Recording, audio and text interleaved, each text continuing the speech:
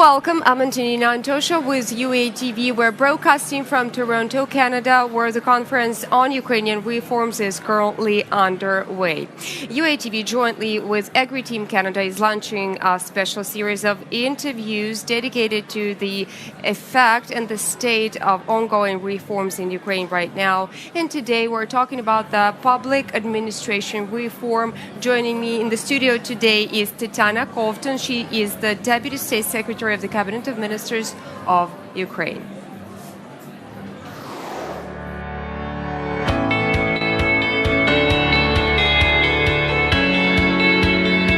Well, I'm one of those many Ukrainians who has been abroad for long enough and seen the other countries and studied the other countries.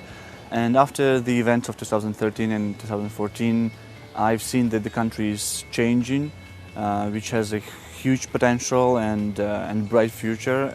So I've decided to join the team of reformers. And I thought the procedure will be very complex and you would have to have friends in all that.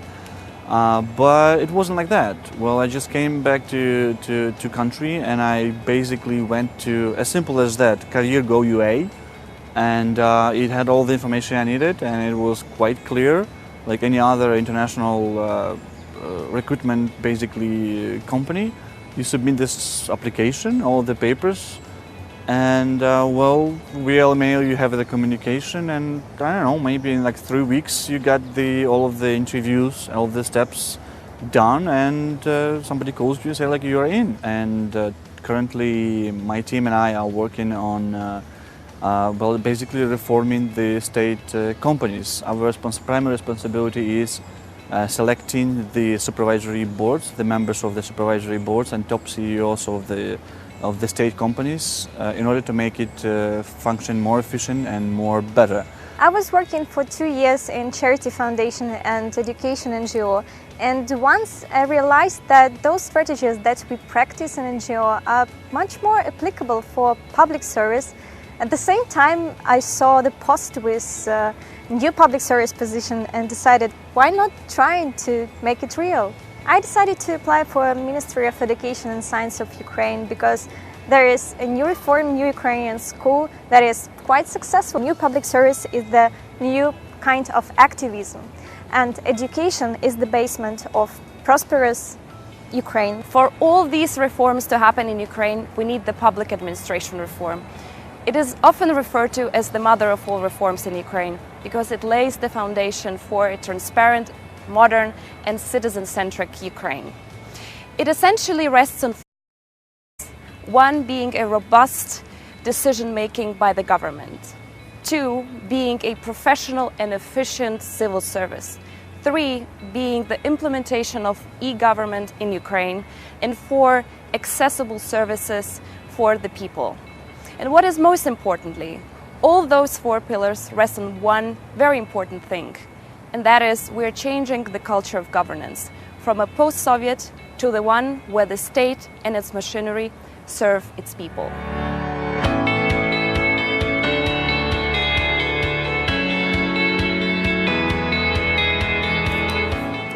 Tetyana, thank you so much for joining us today in our studio. So we've already learned that public administration reform is often referred to as the mother of all reforms because it has united almost 16 ministries under its initiatives, and it has a very noble yet very ambitious aim of reversing the whole state of affairs in between the relationship of the citizen and the state.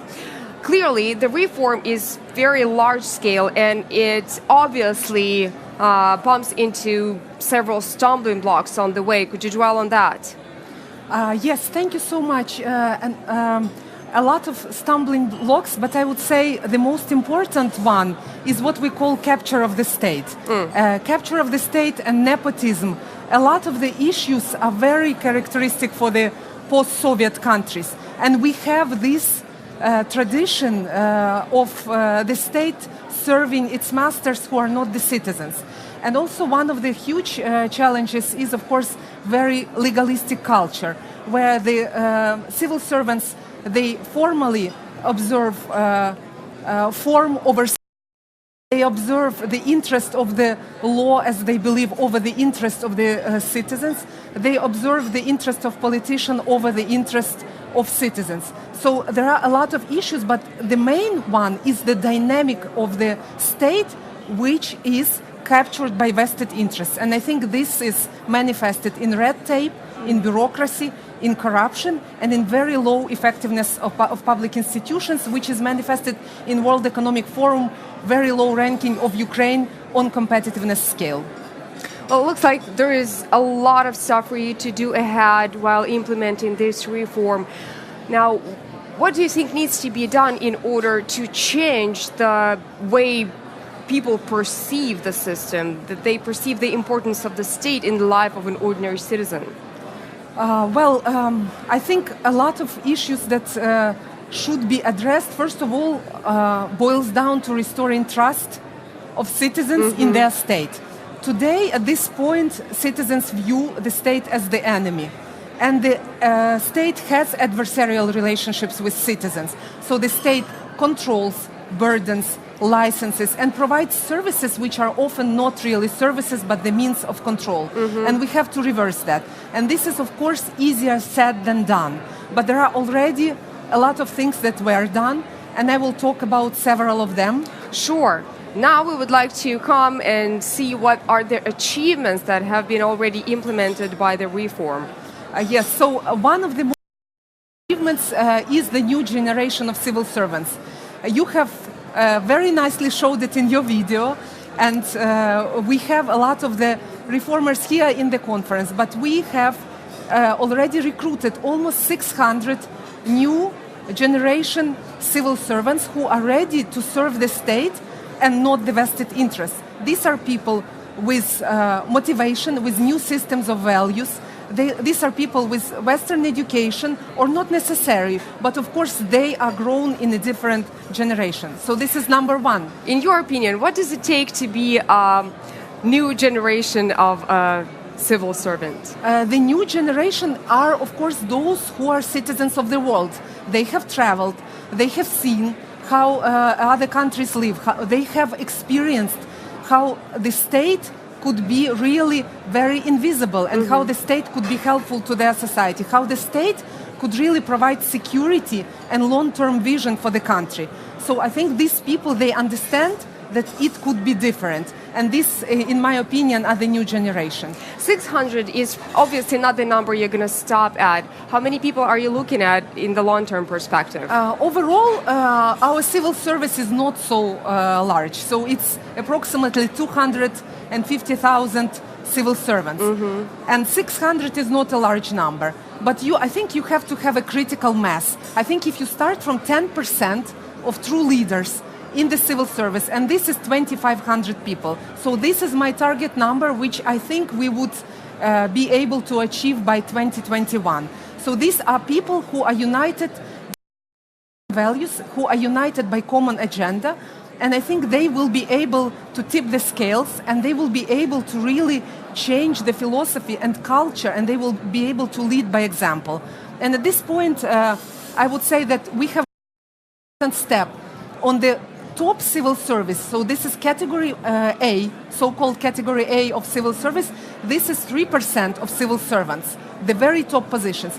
As of this year, it's mandatory that English language should be moderate to fluent. So we are selecting our elite also who are able to speak either English or French or other languages of Council of Europe. And as a Europe. result, able to communicate with the international partners, right? Yes, I think it's extremely important, and I think we have to move with this approach to other services. So we have to move to the general staff of the military. We have to move to the court system. We have to have people who are really citizens of the world, who are able to read the original sources. And if we are talking about approximation of a acquis communautaire of the European legislation, of course you have to be able to read first source. So I think this is a very important achievement for us. Another one is the link with decentralization. Decentralization is a very powerful tool to engage citizens.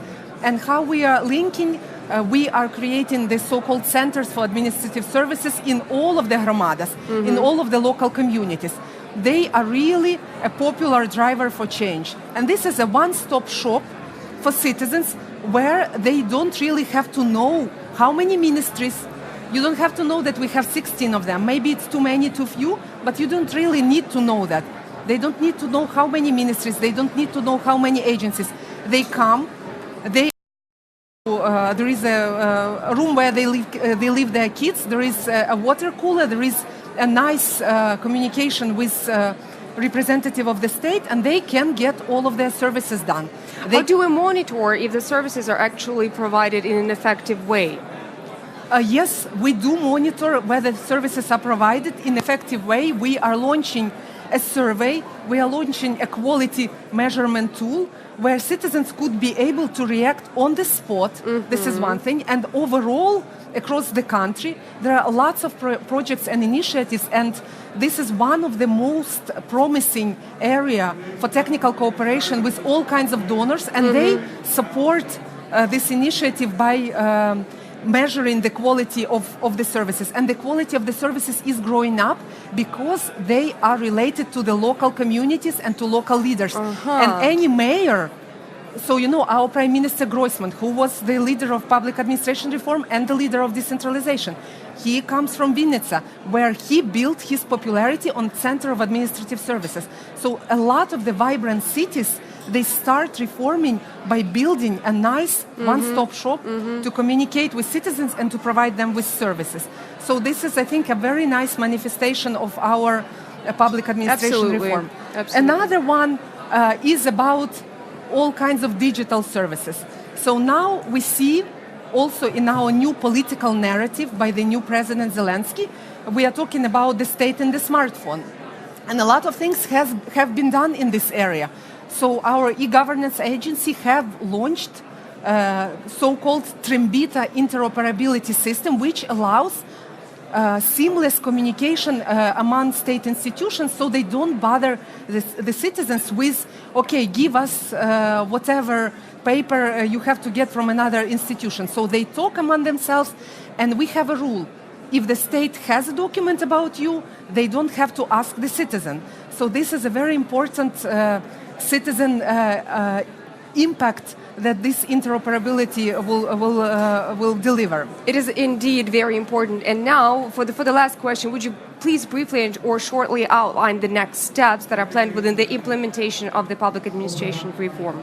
Okay, our overall objective, the goal by 2021 is to increase the trust to the civil service. And how we will do it? We would like to measure, so at this point, Ukrainian civil service has 5% confidence ranking with the citizens. So 5% is extremely low. So nobody loves the bureaucrat, nobody loves the civil service, and it's a very negative starting point. How many percent do you aim to have at 2021? We would like to reach 20%. So this would be a very nice target. So every fifth citizen who has a better confidence in the civil service. So this is one approach. Another one is to improve in the global competitiveness rankings.